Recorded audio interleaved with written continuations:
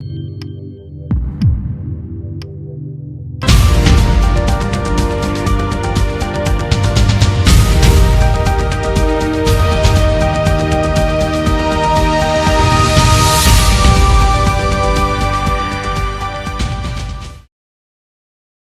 आप देख रहे खबर ट्रैक चैनल। सामाजिक राजनीतिक प्रशासन जुड़ी खबरों को देखने के लिए चैनल को सब्सक्राइब करें और बेल आइकन दबाएं ताकि आपको हर खबर मिलती रहे। और कोई अपना मिले उसका विकास हो, जो सबसे नीचे तबके का आता है उसका विकास होना चाहिए। और छत्तीस कौम में जो व्यक्ति रहते हैं सभी समाज का विकास हो, सभी धर्मों का हो। इस तरीके से सर्वोदय का सबसे विकास से संबंध। दो बातें आपने बताई, इसमें आर्थिक विकास और सामाजिक विकास। इसके साथ मैं दो बातें और जोड़ता हूँ, राजनीतिक और सांस्कृतिक, इनको भी इसमें अगर समावेश अपन करें तो निश्चित सर्वोदय का एक अलग से अर्थ निकल करके आएगा। इसके साथ ही हर क्षेत्र में सभी लोगों का विकास हो और प्रेम, स्नेह, सौहार्द और देश में अच्छे प्रकार के लोग रह सकें, अच्छी तरीके से रह सकें, सांप्रदायिक भावनाएं न फैले और ऊंच नीच का भेदभाव न हो, इसी को सर्वोदय की परिभाषा में सम्मिलित किया जाए तो बेहतरीन है। धन्यवाद। ये भी देखता हूँ मैं कि बिना भेदभाव, जो आप सभी ने कह दिया लगभग, और जो अभी परिदृश्य में हम देख रहे हैं कि भेदभाव वातावरण पनप चुका है ना किन्हीं कारणों से, तो वो ना हो और सभी का विकास हो बिना किसी भेदभाव के, भले वो किसी भी तबके का हो, सबसे निम्न वर्ग का हो या किसी और जाति वर्ग धर्म का हो। इसलिए सर्वोदय का मतलब प्रत्येक नागरिक तक वो बात है। धन्यवाद। महिला शक्ति में कुछ अपने विचार।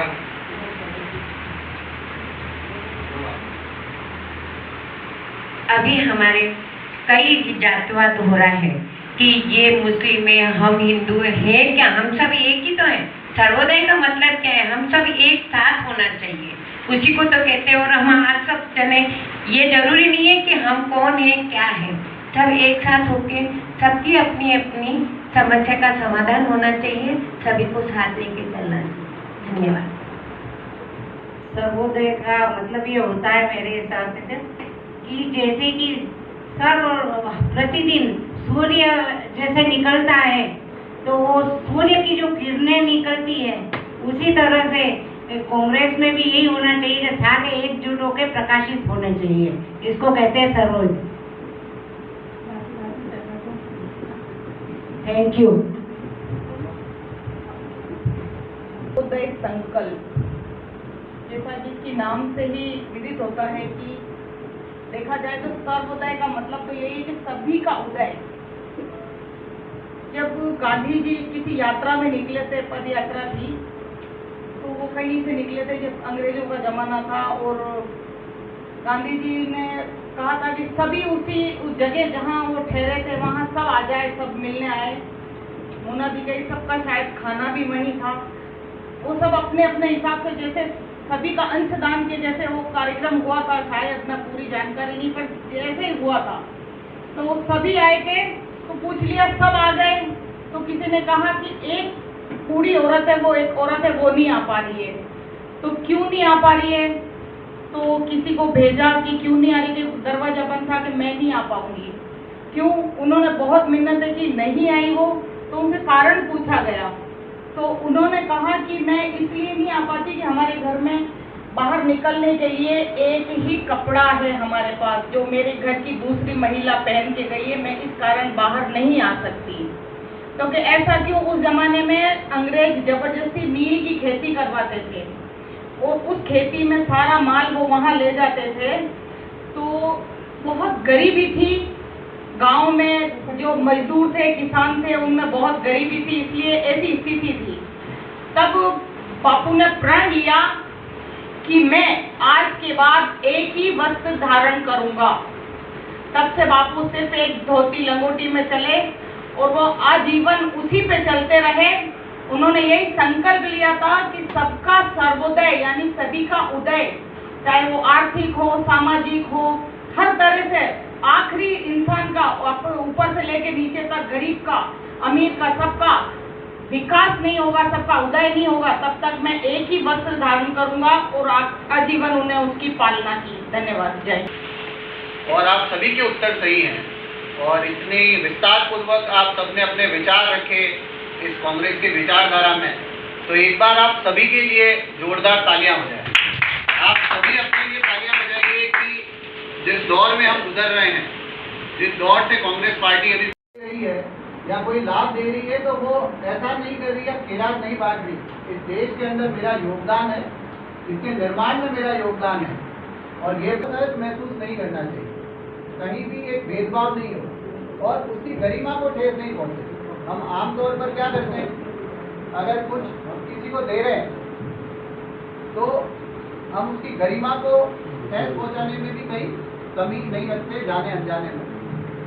देते वक्त हम क्या कहते हैं, इधर आ, ले, ये ले जा। तो हर व्यक्ति की इस देश के अंदर, नागरिक के अंदर अपनी एक गरिमा है। वो हो सकता है कि शारीरिक रूप से, आर्थिक रूप से आपसे कमजोर हो, लेकिन हर व्यक्ति की गरिमा का हमें ध्यान रखना चाहिए। चाहे वो छोटा है आपसे, चाहे वो आपसे बड़ा है, चाहे किसी जाति का है, वर्ग का है, लिंग का है।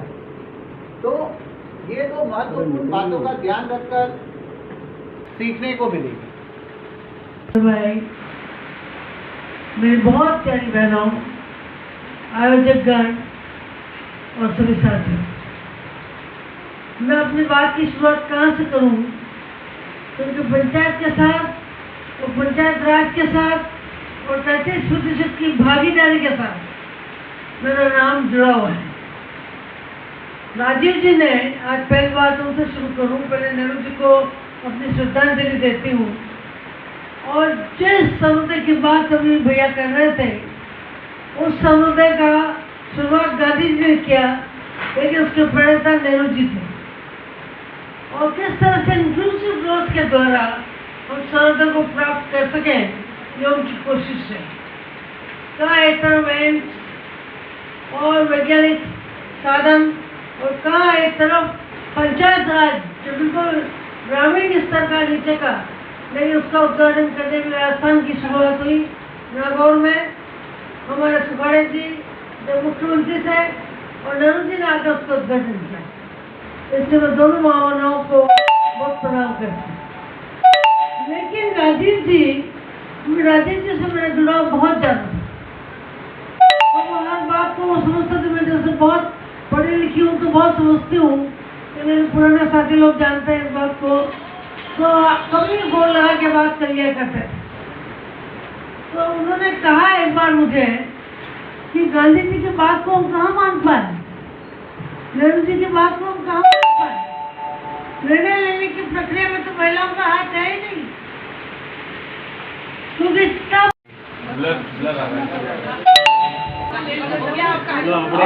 डाल देना, सब आ जाएगा।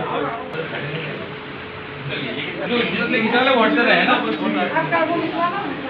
क्लियर नहीं आ रहा, ब्लर आ रहा है ना, ब्लर आ रहा है। राजीव गांधी पंचायती राज संगठन की ओर से आयोजित किया जा रहा है सर्वोदय संकल्प शिविर के नाम से।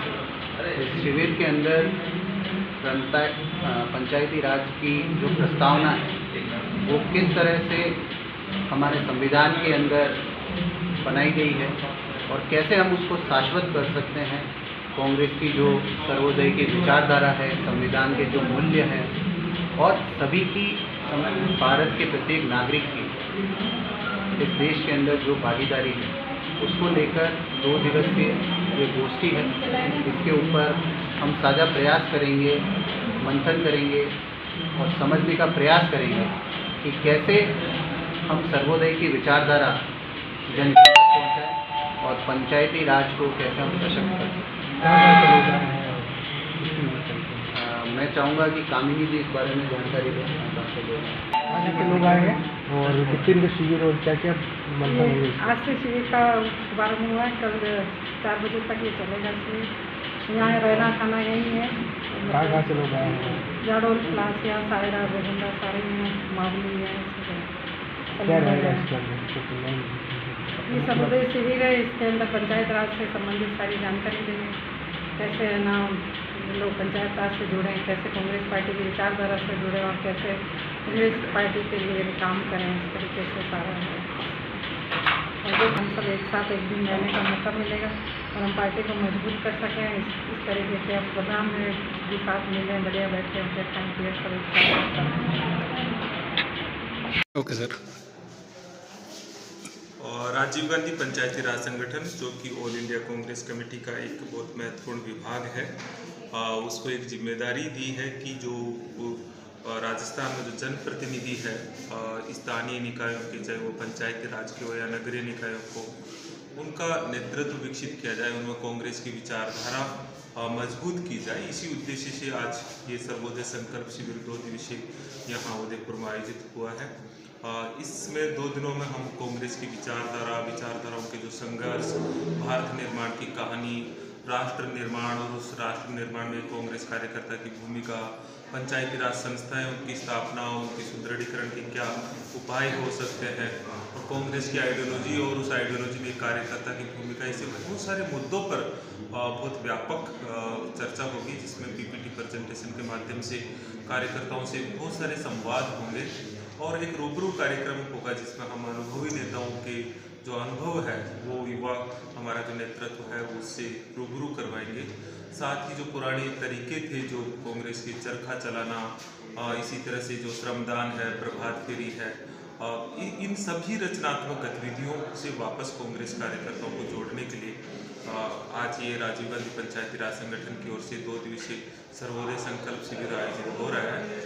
और निश्चित तौर पर ही पूरे राजस्थान में, क्योंकि ये शुरुआत हो चुकी है, कल अभी हम नागौर से आ रहे हैं, इससे पहले झुंझुनू था, तो इस तरह से पूरे राजस्थान में पहले जिला स्तरों पर, फिर ब्लॉक स्तरों पर ये कार्यक्रम चलेंगे। और हमारी तैयारी है कि चुनाव से पहले हम 40 से 50 हज़ार कांग्रेस के कार्यकर्ताओं को बहुत वैचारिक रूप से तैयार करते हैं। सर, मेरा एक सवाल है, जो पंचायत राज की बात आ रही है, जैसे कि यहाँ पे शहर में एक या ना पार्षद अपने आप को एक दूसरे की गुटबाजी चल रही है, ये क्या है सर? और ये तो राजनीति में स्थानीय स्तर पर ये तो राजनीति का एक हिस्सा मानता हूँ मैं। दुनिया में कभी भी जहाँ पॉलिटिक्स है और वहाँ आपस में सत्ता संघर्ष ना हो, ऐसा कभी हो नहीं सकता।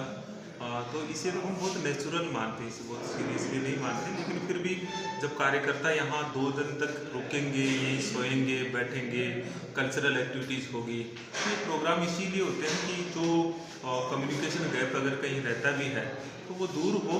और कांग्रेस पार्टी में तो मैं महसूस करता हूँ कि हमारे कार्यकर्ताओं के बीच में कोई ऐसी दीवारें नहीं होती है, चूँकि कांग्रेस पार्टी में आंतरिक लोकतंत्र रहा है, इसलिए वो दूसरी पार्टी से इस मामले में सदैव भिन्न रहेगी कि यहाँ अगर कोई मतभेद भी है तो वो खुल के प्रकट होते हैं, कोई ये डंडा चलाने वाली पार्टी नहीं है। तो ये इसकी विचारधारा की देन है, ये जो आप कभी सवाल करते हैं, बहुत सारे पत्रकार टॉप लेवल पे भी करते हैं, तो ये बेसिकली कांग्रेस आइडियोलॉजी में है कि वो स्वतंत्रता देते हैं अपने कार्यकर्ताओं को, अपने लीडर्स को मतभेदों पर बात करने की स्वतंत्रता देती है। तो ये कांग्रेस कल्चर मानो आप इसे, ये तानाशाही नहीं है। तानाशाही जो पार्टियां होती है उनमें वो सारी चीज़ें होती है जो आप मानते हो कि नहीं, एक डिसिप्लिन हो, लाइन हो, बोल नहीं सकते हैं, तो वो चीज़ें यहाँ नहीं है। ये कांग्रेस है, इसलिए हम इसे कांग्रेस कहते हैं। सर, अभी सचिन पायलट जी का जो चेतावनी दी, इतने दिन अल्टरनेटिव दिया, तो भी कुछ नहीं हो रहा अभी तक। वो तो देखिए हमारे स्तर की बात नहीं है, वो तो हाईकमान के स्तर की बात है। लेकिन फिर भी मैं यही कहूँगा कि जैसे अभी मैंने पहले बताया, कांग्रेस विचारधारा के भीतर मतभेदों को रखना, अपनी मांगों को रखना, ये कोई बहुत नकारात्मक कभी नहीं लिया जाता रहा है। इसलिए अभी वर्तमान में हो क्या रहा है कि आप जो तानाशाही एक डिक्टेटरशिप पार्टियां हैं बीजेपी जैसी, उनसे तुलनाएं कांग्रेस की करते हैं और उसे कांग्रेस की खूबसूरती को एक नकारात्मक रूप से प्रस्तुत करते हैं। बल्कि ये तो कांग्रेस की बहुत बेहद खूबसूरती है कि इसमें वैचारिक चीज़ें उभर के आती है। और अगर पार्टियों के भीतर लोकतंत्र नहीं होगा तो हम देश में लोकतंत्र की कल्पना नहीं कर सकते हैं।